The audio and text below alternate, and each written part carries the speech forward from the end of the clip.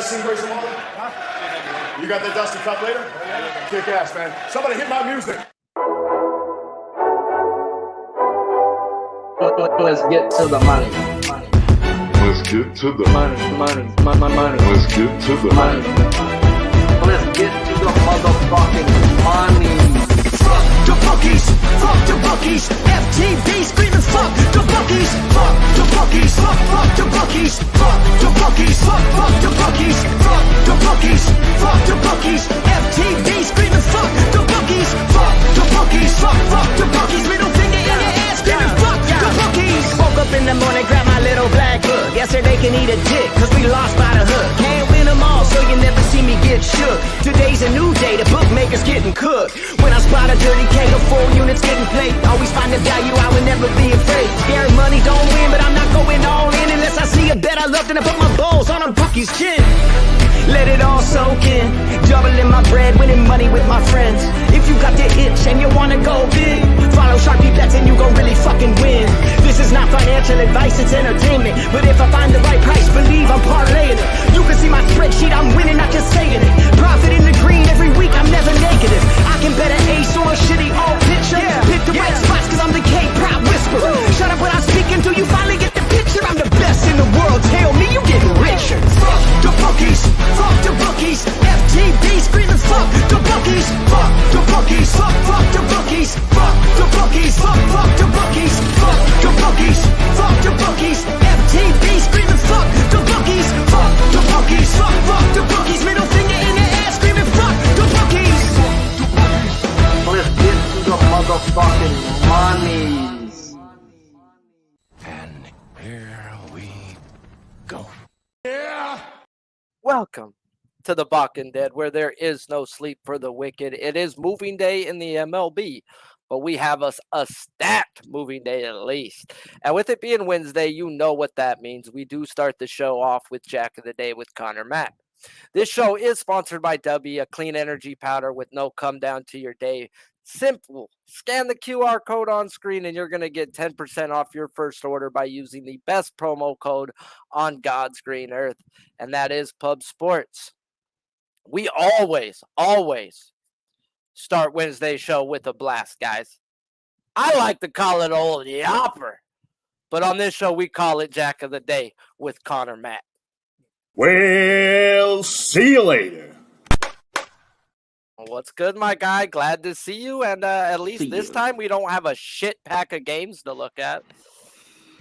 Yeah, Wednesdays, there's always a bunch of games already off here. Man, I had to go think outside the box today. Sharpie had to slap himself silly after some shit. And I was like, you know what? If it sounds easy, the first K-prop you want to play, you cross that bitch off the list right now, bro. And that was Eduardo Rodriguez. And guess what? That fucker got hooked, bro. So it's like, yeah, if it sounds and looks easy right now, I got to just cut it out and go to the next and do some fucking work, you know, because, yeah. Yeah, let's just keep this shit going, though. Right now, though, it is looking good as Tanner Bybee is looking to give me my under money back that fucking stupid Williams took from me yesterday. I hate betting unders, but, hey, yeah, love it when you only got 1 through 3 innings. But let's talk home runs, guys, as we got 2 games to talk about. And the first game is a game with 2 different types of studs. And I mean, they're studs each way. So I really don't know which way you're looking. And this is the Orioles and the Blue Jays, where these games are very meaningful at the moment. Who are you looking at backing? Shout out to our guy, Justin. I am with him here. How can you not take Mountcastle? I'm going to take his RBI, his 1.5. Not all 1.5s, but it's like football. We talk about props, Sharpie. They're dying down. So a lot of places where you're not getting great plus money, and that's not in all these guys. I will get to a couple later, but Mountcastle RBI plus 150. I mean, the guy's 5 for 10, 4 home runs off Kikuchi. He owns the Jays, and it's plus 450. We're not getting plus, 320 here. So Mountcastle is Ribby plus 150, Jack plus 450. One more ad in this game. It's an Oriole. I'm just going to stick and put a little bit on his Jack. Adley Rutschman. He's over 600 here, plus 620. 3 for 11 with a couple homers off Kikuchi. So I'm gonna sprinkle a little bit on that on the Rutschman. That sounds crazy. Plus 620 when a guy's got a couple home runs on a guy, dude. Like, that means he sees him well. Like, at the end of the day, bro. Like, they think he's gonna pitch well, though. I don't know. You'll get to Kikuchi. That's one guy I will never talk about, bro. I mean, maybe Kikuchi 3 years ago, when he was actually elite at times, but it's a bag of tricks. And I know Noli's been on him a lot this year, but did get off of him about a couple weeks ago. But he rides him at the beginning of the year. He's always good at the beginning. So we're not at the beginning. We are not. We're in August, baby. Yeah, where it's hot and the ball flies. So C-Mac's going to finish a day in a game where all these games have been flying over. And it seems like there's just studs on both sides. So this is once again another game where I don't know which way you're going to pick, as you could pick both, as it's the Reds and the Cubs. Who you looking at here? Yeah, it's tough in this game. You don't think there's a bunch of runs here, Sharpie, in this one. I know it was 20-9. Maybe we're not going to get that. But both these teams swinging it well, hit lefties. I'm going to the Reds first here. I love this Reds lineup, and there's a ton of guys, Steer, Votto, Strand. But I'm going the guy who's going to hit third for the most part, second. I've had him, and he's killed it for me, and that's Matt McClanahan. I'm on his over 1.5. This is one that's plus 130. 3 for 3 off Smiley. Only one game. They got 5 runs off him in May, and went 3 for 5 last night. He's just been hitting. The guy's a good hitter, and I put a little on the jack that's plus 500. Wind blowing out here to the left. He's such a good hitter that his first week in the show, he was MLB National League Player of the Week. Not Rookie of the Week. Rookie of the Week. Player of the Week. So, I really he's had a couple Player of the Weeks. Yeah. And I got a guy who buys herb off me who's from Cincinnati, and he comes, my rookie, Matt McClanahan? And I'm like, no. And he was the one who put it down my throat. But, definitely has been high on that guy since the day they brought him up. You talking any other guys in this game? Yeah, let's touch on one more guy. I'm going to take, as long as he's going to be in the 5 hole, I'm going to take Dansby Swanson, his RBI. I know he had 2 homers yesterday, but his ribby's plus 160. I'm going to go back to that. I don't mind the home run if you can get over plus 450, but I'm on his RBI there. And this other guy, I can't believe I'd say this, Sharpie, is he didn't have a homer in 6 or 7 games. Bellinger goes deep yesterday. Take him if he's over 5-1. I can't believe you take him against a lefty. I thought I'd never say that in my life. I was talking, I think, with Jose. He just couldn't hit a lefty to save his life. I know his MVP year he kind of did, but this is a guy who struggles, and his swing's been great. He's hit lefties great. So, and there's been a lot of stretches where he hasn't got ribbies. So that's up to you. His over 1.5, 130. He's been getting a lot of B knocks. So I'd look at there. He's still on the wall, bro. He's still on the wall. I can't take Bellinger down. Yeah. I've got his rookie of the year, his MVP bobbleheads. I've broken a lot of bobbleheads when I get mad at people, bro.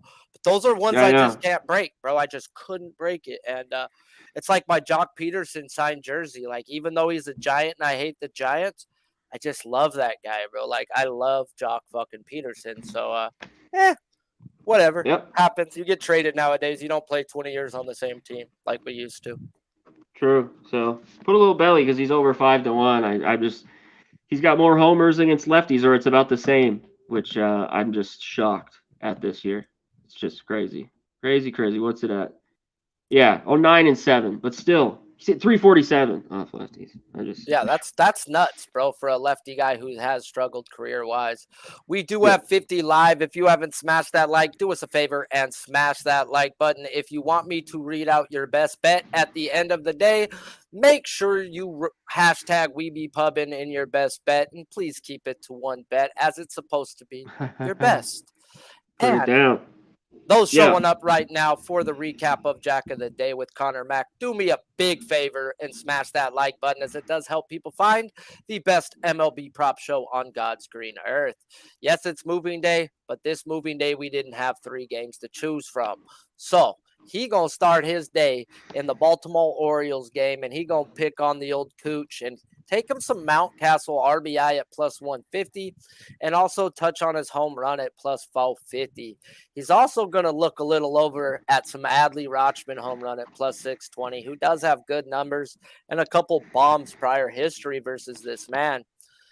Then he's going to head on over and do another game where he's got 2 plays, one on each side. And this is a game where bunch of runs yesterday, bunch of runs the day before. And I mean, I just don't see it stopping. And we're talking Reds Cubs, where he's going to start off with Reds player Matt McClanahan over 1.5 bases at plus 130. And he's going to jump on over to the other side and take the way this team, when this guy's there, this team hums. And we're talking Dansby Swanson's RBI at plus 160. Get in where you fit in, guys, because McClanahan Jack too. Have been where it's at. What's his Jack at? Plus 500. 500, bros. There you go. That's what I'm talking about, guys.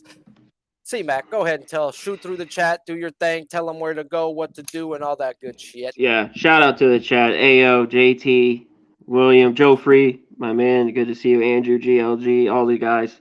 Appreciate it. Hit the like. I know games are going on. These shows aren't the easiest. We already have like 5-6 games ripping, but we still have more to get off. Couple games I touch on. I know Garrett Cole's on the mound, but the Rays, a couple guys, and they did it yesterday. If they hit, they need these 2 guys, Diaz or Rosarena. Look at them, and they've had some success off Garrett Cole. We'll see if that's a low-scoring game or not. It seems like they both pitch well. They got nothing I'm sure you'll get in on, or if they both could get hit and have been at times by these teams, and we could see runs there. And lastly, Dodger game late, Mookie Betts, the number's not great, but Freddie Freeman, I roll right back to him, his RBI, and look at his jack as it's just a little over 4-1. How can he not against a guy who gives up the long ball in Hogan Harris? A little Hulk Hogan action. Yeah, man. I definitely am liking the I think they both can get hit in the Yankees game. I'm gonna touch on both those pitchers, but and I still think they can go 6 or 7 though. Like you can have one blip inning and still shut it down. And I think both these guys shoved today. So I'll get to them when it's my turn. Beautiful. But appreciate you for showing up. Not sure if you got plans tomorrow. If not, we will be seeing Connor Mack again. But I do know within the next few coming weeks, he's got some plans to go to baseball games and whatnot. And that's more important than this show, fellas. Yeah. Yeah. I'll be here as much as I can. You know me. I'll be here, my man. Appreciate you, bro. There's some. Appreciate it. And shout out to you. Keep cashing. Thanks, guys. The Cooch. We're taking him down. Well, see you later. Well, see you later. On this show, guys, we will always talk the opening line on a player's K-prop or the morning line if it came out after I went to sleep. And then we're going to compare the best line available 30 minutes prior to the show, and then we will always match it up to what PrizePicks has to offer. Of course, this show is sponsored by PrizePicks, so if you haven't, go on over there and use that promo code PUBSPORTS and get a match deposit of $100, minimum of $25 on your first deposit. We're going to cover 6 pitchers, as I love a lot of these, and they're seeing these guys a lot for the second or third time this year. But if we get to 50 likes by the end of the show, I will drop my other bet that I have on a pitcher not being talked about today. Number 16 in the black book, Zach Wheeler at the Marlins. He's striking people out this year at a 28% clip while walking people 4.6% of the time. Morning line is 7 plus minus 122, where the best line available now to the over 6.5 is minus 118. PrizePicks has him at a flat 6, whereas hits allowed under over are at a flat 5 on PrizePicks. The lineup is out, and it is the new and improved Marlins lineup with 5 lefties and 4 righties. We start our day talking Zach Wheeler at the Marlins part 3 this year, with the other 2 both being quality starts and getting 6 and 7 strikeouts respectively. When the numbers said fire away when he had 6 and run for the hills when he hit 7 back on July 7th. Now, when we look at the Marlins numbers over the last 15 days versus right-handed pitchers, it says pretty much the same thing as it did on July 7th. They're not walking, they're not striking out, yet this time around they're not hitting with a team-isolated power of just 112. So by the numbers, the walk and strikeout percentages say no. But the fact that they're not hitting says Wheeler can and should be out there long enough to have every opportunity in the world to cash his over. When we go look at the projected lineup versus Wheeler lifetime, he does have a solid 25% strikeout rate versus them. But then that projected lineup changed, guys. And we may have an issue. And the way I would attack it is if you can live bet K props. And let's talk about the top 3-4 guys in this lineup, and that is Arias, Soler, and now Josh Bell. And if you want to throw in Wendell at the bottom, so we're going to go bottom through 9 now because he's at the bottom through top. We've got 4 guys with a combined 71 plate appearances versus Wheeler and an only combined 18.3 strikeouts versus lifetime. That's a whole lot of at-bats you're going to need versus those 4 guys alone just to hit this over. Now, the fucking thing is the middle of the lineup. Whether the middle of the lineup strikes out versus him in very small sample size, or whether they're just striking out, as in Berger joined this lineup, is striking out at a 27% clip over his last 15 days. So the way to me, if I was to go bet Zach Wheeler today, is I would take his outs over, as I think he's going to need to go over 18 or 16 18.1 outs, which is 6.1 innings. As the middle to the bottom, the top to the bottom, it's just going to be hard to get it there. Now, if you have books that allow you to live bet K props, he goes through the first inning, don't get one. Oh boy, there's some laying in that middle of the lineup, guys. So I can see 6, I can see 7, but it's going to be tough to hit that 7. And I would look to bet his outs before I would to go bet his K prop. Now, the other side of this pitching matchup is young Braxton Garrett versus the Phillies, number 59 in the Black Book. This year, he's striking people out 26.5% of the time while walking people 4% of the time. Morning line was 7+ at +126 on FanDuel, where now DraftKings is offering a 5.5 at -155. PrizePicks has him at a 6.5, whereas hits allowed under over are at a 5. Projected lineup is 6 lefties, 3 righties, as the lineup wasn't out and it may have came out as I started this show. Now, the pitcher squaring off with Wheeler in this game is Braxton Garrett, where this will be the second time seeing the Phillies team this year. Well, the first game coming back on July 8th, where Garrett went 5 innings, 3 earned runs, and losing his K prop by the hook, only getting 5 strikeouts on just 78 pitches. And that's where I run into a problem getting behind Braxton Garrett for the rest of the year. There is a reason the Marlins went and got bullpen pieces when they had a very good bullpen already. And that's to shorten the game for their starters, as the only 2 veterans on this team is Alcantara and Luzardo, and Luzardo is already nearing his most innings pitched as well as Udi Perez over his most innings ever thrown, and I expect maybe 25 more in the big show in the leagues for him. That's where we get the Braxton Garrett, who at the moment has thrown the most innings in his career. He's tied with his 2019 career inning pitch limit. So the Marlins are going to start babying this guy, as it's already happened this year multiple times. And we could tell about that on the game he just played the Phillies, where he was humming, could have won another inning, only was at 78 pitches, but they pulled him. And they've done that a lot with this man this year. And now the pitch count's even going to be more watched.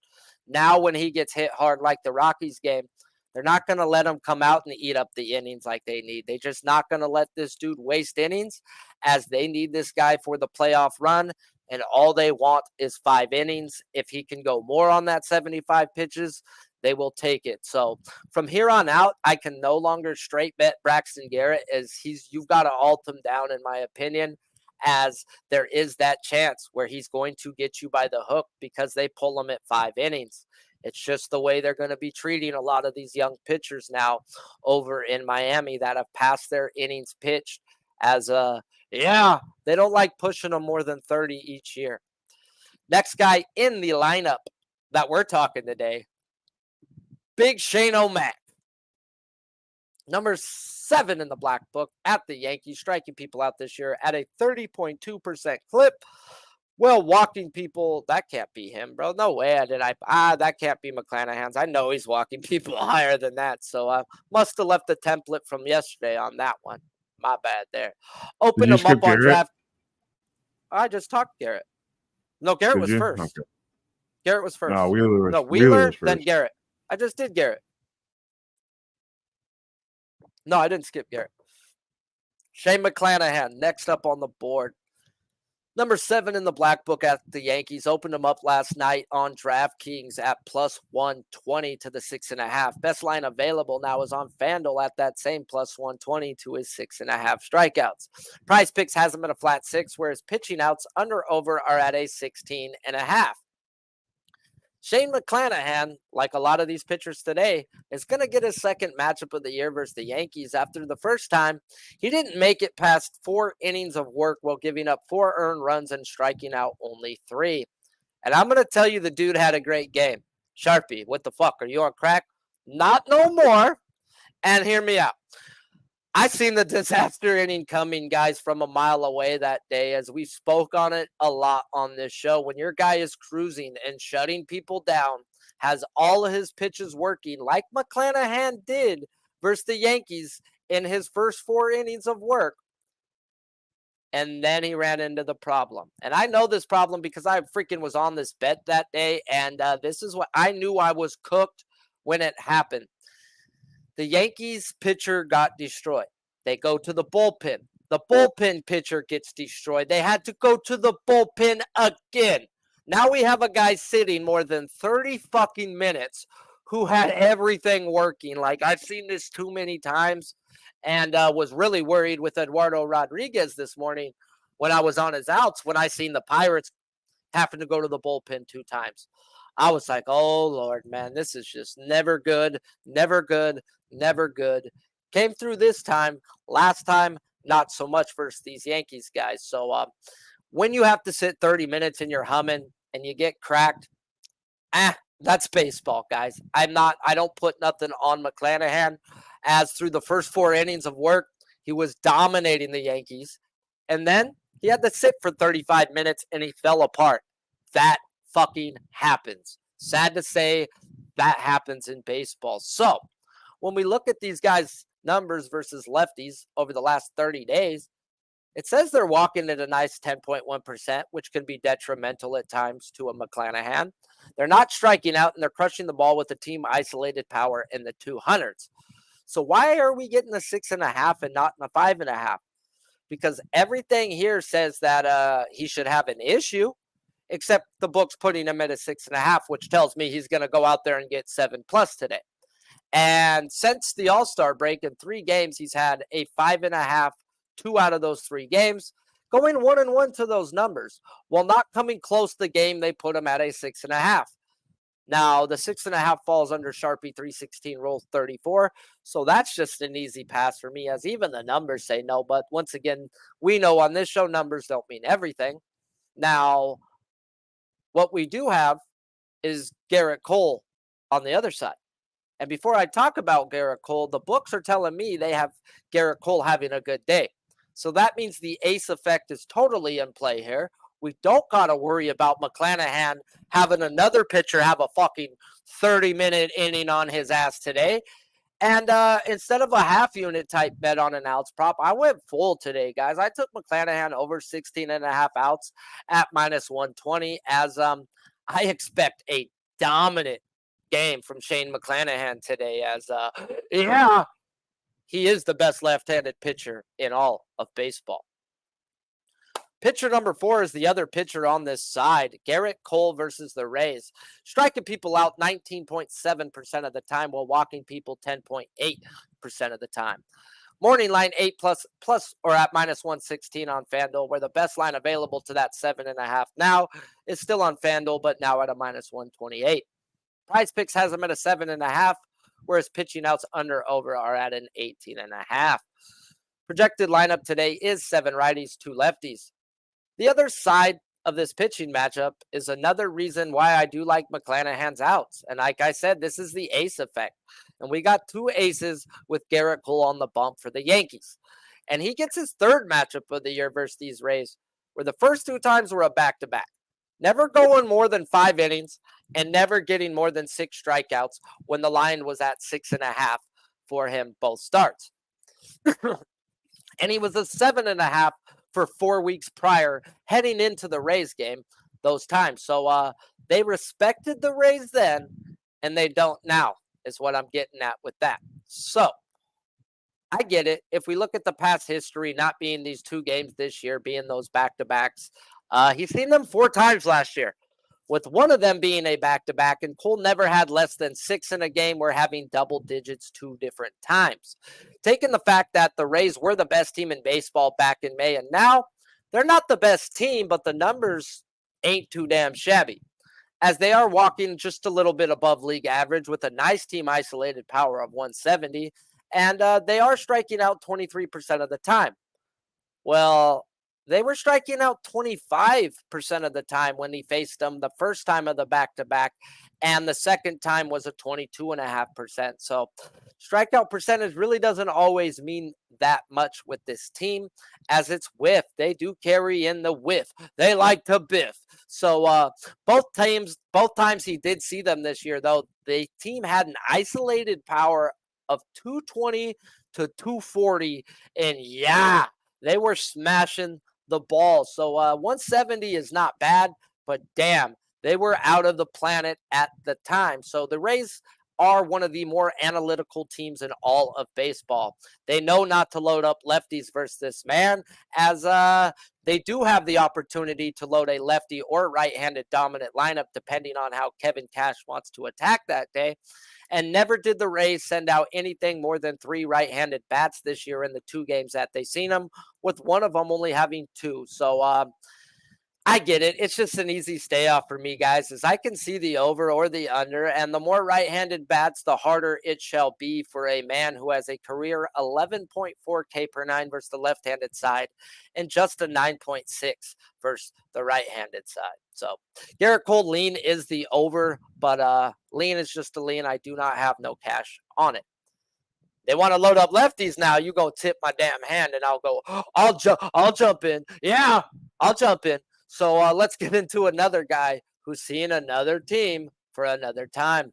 Number 10 in the black book, Dylan Cease at the Rangers, striking people out this year 26.2% of the time, while walking people 5.1% of the time. Morning line is 7 plus minus 115 on DraftKings, where the best line available now is at minus 112 to the over 6.5. Still, well, now on FanDuel, where it was at DraftKings. PrizePicks has them at a 6.5, whereas pitching outs on PrizePicks under over are at a 16.5. Projected lineup for your Rangers is 5 righties, 4 lefties. Like I said, it's been a reoccurring theme today with all these pitchers seeing these teams for at least the second time, and that's what we have again here with Dylan Cease. As Dylan Cease at the Rangers Part 2. We're back on June 20th. Cease slayed him some Rangers, going 6 innings, 2 earned runs, while striking out 9 when all the numbers said, no way, Jose. Well, now when we look at the numbers, they're all pretty much the same, guys, as last time, but the K percentage is now near 24 when they were only striking out at a 21.7% of the time. So there's definitely some action in what would be a hold my beer type of situation. Meaning when the numbers say no, you still go. As 2 of these guys in the projected lineup have a career strikeout percentage. Hear me out now. Yeah, 72%. They've striking out versus him 72% of their at-bats. Garcia and Tavares. Híjole chingalo, man. Can we get those 2 in the top 4? Please? That should be a 4-pack right there now, should it not? So, like I said, there may be some action in this lineup pending. So let's go see who these Rangers have seen over the last 15 days. And fuck me running. Hugh Darvish went 6 innings with 9 strikeouts, and I found the key. And this is the key I've never even thought about with Hugh Darvish. But there was no way that said his K prop should have been 6.5. None. So I told my boy Spin Doc, I says, bro, he's getting 9 today. Watch. And he hits me up. He's like, Sharpie, you're fucking right. This fool may have 16. He ended on 9. But like I'm saying, I went through that whole lineup and seen what do they do? And I was like, no way. This? Oh, fuck. And at the end of the day, this Rangers team takes first pitches better than anybody in the league. Now, that's what you don't want to do versus a guy like you, Darvish. He got 8 other motherfucking pitches. The dude's a goddamn octopus when he's on the mound. So you want to get down strike 1 to a guy like you, Darvish, you're going to get pummeled, and that's what freaking happened. They saw Joe Musgrove. Old Muskrat didn't come close to his K prop, but still did pitch a good game where he only had 5 strikeouts. And Bobby Miller, the killer, he hit his K prop that day, going 6 innings with 6 strikeouts, where Taj Mahal Bradley had himself a 9-piece in 5 innings of work. Now, one thing, like I said, I learned about the Rangers, guys, is they take the best first. They are the best at taking first pitches. And if Dylan Cease is going to hit this K prop, he's going to have a 60% first pitch strike. He cannot be Dylan Cease who shows up and walks. That is a Dylan Cease we can get. And that's why I haven't got involved yet, as I do want to run the lineups. I want to see what they're walking at. I want to check what their first pitch is, as I need to do a lot of work on this, man, as lineups mean a lot, especially on moving day to me, as I'm actually looking at the hold my beer spots right now. Those seem to be the spots that are fucking hitting. And, yeah, if you throw 60% first pitch today, Dylan Cease, you get yourself 8-9 strikeouts. Now, if Dylan Cease has himself below 60%, rut-row, Shaggy, rut-row. Let's get into another guy that I am looking to get some cash on, and that is Kodai Singa at the Royals, number 25 in the black book. This year, striking people out at a 29% clip while walking people 11.9% of the time. Morning line of 7+, plus 125 on DraftKings, where the best line available to the 6.5 is on FanDuel at plus 114. PrizePicks has them at a flat 6, whereas hits allowed on PrizePicks under/over are at a flat 5. Projected lineup today for your Kansas City Royals: 5 righties, 4 lefties. We finish our day talking Kodai Singa at the Royals. And when we look at the Royals numbers over the last 15 days, it says they ain't been the Royals we were picking on over the first half of the season, as they're not walking, yet not striking out, and hitting the ball with a team isolated power of a nice 190. So let's go see what or who I would bet on in that time span that they've seen. They've seen Gavin Williams and Tanner Bybee, where they neither of one had more than 5 in a game. And Garrett Cole went 6.1 innings with 10 punchouts. And that's who they've seen in that time span. And that was Gavin Williams' 3rd time seeing these Royals in his first 6 games in the big leagues, where Bybee just shit the bed that day. So their numbers are from a guy they've seen 3 times in a very short period, a kid, and a bunch of guys I wouldn't bet on. But some guys worth mentioning that I know a lot of you guys probably were on that day is Kenta Maeda. He went 6 innings, had 7 punchouts. Well, even Sonny Gray went 6 innings and 5 strikeouts. And this guy can't strike out lefties for the life of him, speaking of Sonny Gray. So all in all, guys, this team's numbers are just a tad bit fraudulent in my opinion. And I will wait for the lineups, as, yes, their overall numbers say they're not walking. And if that's what they're not doing, I will be getting in for at least a half, if not full unit bet, as this is a spot where Kodai Singa should just shine. High velo guys have dominated this team, and this is out the division. This is somebody they haven't seen. So we're going to need a team that swings first pitch quite a lot. We're going to need a team that's not walking. And yeah, I will get in, whether it's a half or a full, depending on those 2 things I just said right there. And I got to run that through the lineups once the lineups come out. But now it's time to see if anybody dropped their best bets in the chat today. But let's talk about it. Justin McElvey, he gives us the stack pod with Mountcastle over 1.5 bases at plus 108. And he even gives you that record with it, which that's even better in my opinion. What's good, crew? From Rocco Rogers. He's talking about It looks like you spelt the name wrong, but leadoff home run plus 550. Ha-Sung Kim.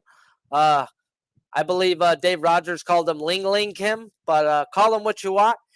Rocco Rogers on him over 1.5 bases at minus 130, and he even took him on a little ladder lay. So, yeah, get in where you fit in right there, as he did drop in some nuggets for y'all yesterday. So, doesn't look like people did drop any best bets in the chat. So let's run through it and go hit the recap, as if we don't got 50 by the end of the recap, then I just won't drop the other bet I got in on the pitcher we talked about, and I'm okay with that. For those showing up for the recap, smash that like button, as it does help those find the best MLB prop show on God's green earth. We had us a packed slate for moving day, but the only bet I have in is a full unit on Shane McClanahan's outs over 16.5 at minus 120, as I think the way to bet Wheeler is a live bet after the first inning or take his outs over. I also want the lineup for Singa to decide if I'm going to go full or half unit on him tonight, as I had to leave Braxton Garrett be, as I just don't think they allow him to go more than 80 pitches in any more games, and if he has a bad inning, then they're going to sit him till the next start, as he is on a innings watch. Garrett Cole is another guy I'm going to need lineups on, but I don't think I'm going to get involved, as I need him to be great anyways for my ace effect to take fact with my McClanahan outs. Where Dylan Cease is a hold my beer type spot. If they want to press my hands, then so be it, but I'm content letting them be, and would have to only look over if they put Garcia and Tavares in that damn lineup.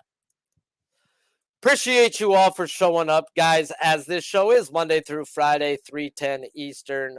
And yeah, think outside the box is the way we are doing it today, guys. This show is sponsored by PrizePicks. If you haven't, go on over there and use that promo code PUBSPORTS. You will get a match deposit up to $100, minimum of $25 on your first deposit. This show is sponsored by PrizePicks. Special guest today was C-Mac with the pack. And always produced, if it's produced well, by Big Show Picks. Some say we be pubbing. I say pubbing we be. Keep firing, assholes! Hey, what's going on, y'all? It's Mills here. Pub Sports Radio. Do you guys want to challenge the personalities here at Pub Sports Radio? Do you guys think you're better than them at entering in your MMA predictions and picks? Would you want to get paid for it? $100? Here's how you do it, man. You sign up right here at the link below. It's just this easy. PubSportsRadio.com. Enter your email. Pick your weekly picks. That's it. Oh, and you get